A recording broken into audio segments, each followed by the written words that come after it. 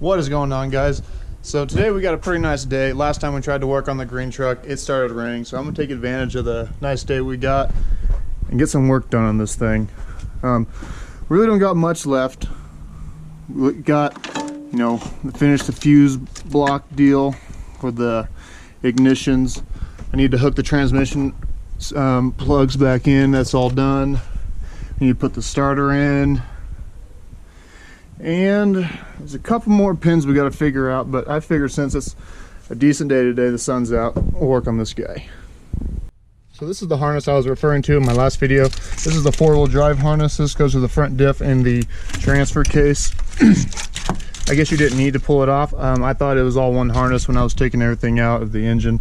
It is not, so I believe this is the only connector you need to undo.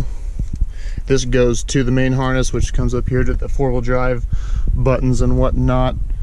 So yeah, lesson learned there, but not a big deal.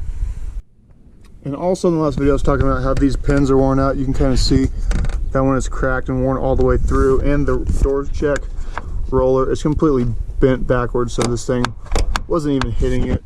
I took everything out. I'm going to order the pins and do that. But that'll probably wait until this truck can actually move into the driveway, make it a little bit easier. That way it's level, and we can put the jacks or the car jack, there we go, underneath the door to kind of support it. So I put together a ground down here. There's already one there, but it's for the chassis, cab one, whatever. This one's for the harness. You can never have too many grounds. Ground block to frame, chassis, whatever.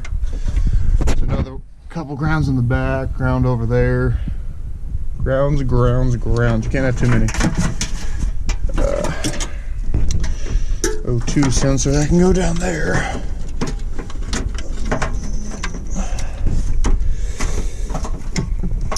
Yeah, screw it, do it later. So we got the starter. So I think this is for the solenoid. I'm gonna have to run a power wire for the starter. I didn't think about that when relocating the battery over there. That's not a big deal though. We'll just get some heavy gauge wire. I'll look up, see what it calls for online, then run it over here. Not a big deal. And of course, now I'm out here working, it's wanting to rain. It's starting. Oh well, it's alright right now, but if it starts raining hard, I'm just gonna wait till it quits, or another day, finish this up later. I think I'm gonna crawl underneath right now and start hooking things up. Here, but I got the four-wheel drive harness put back on. It actually was a couple more connectors than I thought, but there's the two up there I showed you earlier. Actually, I don't think I did. There's two up there. That one flat one that connects the harnesses together. Then you got 1, 2, 3 on the transfer case. Then you have your speed output on the top. And then the transmission control over here by the servo, which you can't see at all. I apologize. So now I'll put the starter in, and underneath the truck is pretty much done except for the Y pipe, which I don't have yet, but I should soon. We should take this to O'Reilly and have them test it to make sure it works. This is the one that came on the 6-liter. I kept the one on my 5.3 on it because it just looked like it was in better shape, but I mean, I guess appearances aren't everything. This one has been sitting a while, but what I did was I took the nuts off the contacts and I wire wheeled them, made them all clean. And I wire wheel the wires going to it. So right now we can stick it in there, and hopefully it fits. Shouldn't be a problem. It's just a stock engine, nothing crazy. So I decided to use my head and get a light so I can show you guys what I'm doing. So the starter's in, it fits and everything, clears the bell housing on the factory transmission. This is the 98 transmission, not the 2002. You don't need that plug. That is the oil level sensor. I guess you can keep it but this truck does not have the driver centered, and I don't even know what it stands for. But anyway, it won't tell you because there's no message board in this gauge cluster. I mean, I guess you could like run a little red light into your truck so the PCM could just turn the light on when you're low, but you could just check your oil periodically and you'd be fine. So don't worry about that. So there's one wire that goes to the front to the actuator on the four-wheel drive. If you are doing four-wheel drive, down here there's the plug for the transmission. On this side there's the flat plug, and sorry it's kind of hard to see. Plug up there. It's the speed out, I believe. Plug there. Plug there. And this is on the transfer case. So for the transmission, there's only 2. Transfer case, I believe there's 3. These are for the neutral safety switch, which I broke when I took off because I'm an idiot. It goes there, so I'll order another one. These 3 plugs go to that. Yeah, we're getting close. This is for the O2. We do not have rear O2s. They are not essential to the engine, at least the computer. They're more of an emissions thing, and because this truck is not going to have cats, we don't need it. So yeah, I believe all the wiring, well not all of it, but 90% of the wiring is done. That's cool. I've been putting that off for a while. Glass done. Did it before it snowed.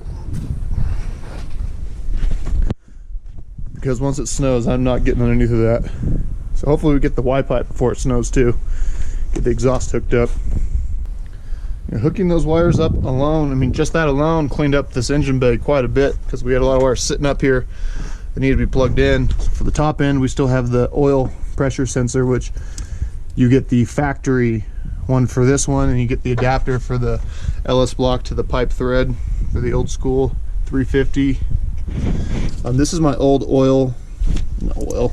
coolant temp sensor out of my truck, because if you guys remember, I broke it when I was putting my new heads on. So I just stuck this one in here to plug it so I can fill it up with coolant. That way it's, you know, nice and full, doesn't rust or anything. So yeah, you got to get the one out of a Camaro, like a 97 or 8 or something. It's got the 3 prongs, and then you buy the pigtail that has the 3 terminals on it. This one only has 2. 2 of these are for the computer, and then 1 will be for the gauge inside. Once I do get that, I'll show you guys how to wire it in. And here comes the rain, so that is going to be it for today. Yep, that's enough. I was digging through my box of random crap, and I happened to find the factory starter cable for the truck. That's good. I'm glad I kept it. So whenever it does stop raining, we'll hook that up to the battery. I have these guys, I'm gonna use that. So that'll hold it down, and we'll hook the cable to that. The sun came back out. So I am taking that off, and I am seizing my opportunity. And get this out so we can put the other one in and hook the starter cable up to it. But we'll route it, you know, around the back. I'm getting excited. I got a whole bunch done today. So other than the computer needing to be done, really only a couple things need to be plugged in. Maybe we get this hooked up and see if it'll, I know it won't run because the computer has the VAT, so I want to see if it'll at least tap the starter and see if it'll even try. But remove the fuel pump relay, that way it doesn't try because it's dry, but I want to see if it'll at least try and start, like the starter will kick in. Okay, everything is preliminarily hooked up. There's definitely things that need to be hooked up still. This will not run at all. I just want to see if the starter will at least engage. So Battery's hooked up, computer's hooked up, fuel pump relay is disconnected because I don't want it to run dry. So let's see if it even tries. And I have not tried this yet, so you guys are coming along with me for the first time. All right, nothing. Nope. Okay. Not even trying. All right, so maybe that is the VATS. I'm not exactly sure. I was under the impression that the VATS would what's the word? Oh, it would like turn on, run for like 2 seconds and realize it's been stolen. Maybe this one just doesn't let it start at all, so that could be the problem. Hopefully that's the problem, and that's why it doesn't want to try and start. But no big deal. Got excited there for a minute, but either way, we made a good amount of progress today. I got that harness, the four-wheel drive harness and transfer case, whatever, hooked up before. Oh, I know why it's not trying to start. The neutral safety switch, because I broke it out, so that's why it's not trying to start, because it will not try if it's not in park or neutral. So yeah, we need that. Anyway, yeah, I got it all hooked up before it started raining. And then it stopped raining, so. But either way, I'm pretty happy with how things have gone so far. I'll take this back out. I need to send it to a guy. I found the guy on Facebook on the 88 through 98 LS Swap Facebook page. Charges like 150 bucks. Not bad at all. So I think after Christmas and everything, after the new year, we'll see. Send it to him. He said he can tune it up a little bit. It's nothing crazy. I told him what's going on with this engine. So we're just looking for a good running truck, somebody can, you know, use for high school or wood cutting or four-wheeling, whatever, you know, something they can enjoy driving, not really care too much about, because it's not a brand new truck. Back out here the next day, and you can see that it snowed. Yep. So I'm glad I rolled around under that yesterday. Found a couple wires that had to be put into here, trying to trace down the coolant temperature sensor, because I ripped it out of the old harness. I got really excited, started jumping into it, but ended up finding out it actually goes through the firewall on this side. Tracked it down, so I got to find it back through this harness. So ideally, if you had your engine out on an engine stand, you can make your harness thin, and you could actually route the wires, you know, all nice and pretty out of the way, and then tape everything up. Don't be an idiot like me and get excited and stick it in there and have wires going everywhere. So I'll probably end up taking this harness back off, taping everything up nice, and then putting it back in. So just do it right the first time. So yeah, I'm gonna find that. Then we, like I said earlier, that's the old sensor. The new one has 3 prongs. This one only has 2.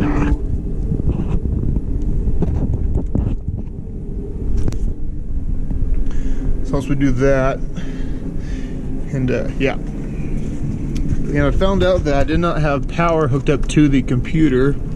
That might have been the reason why, but I still don't think it's going to try and start, because the VATS and the neutral safety switch.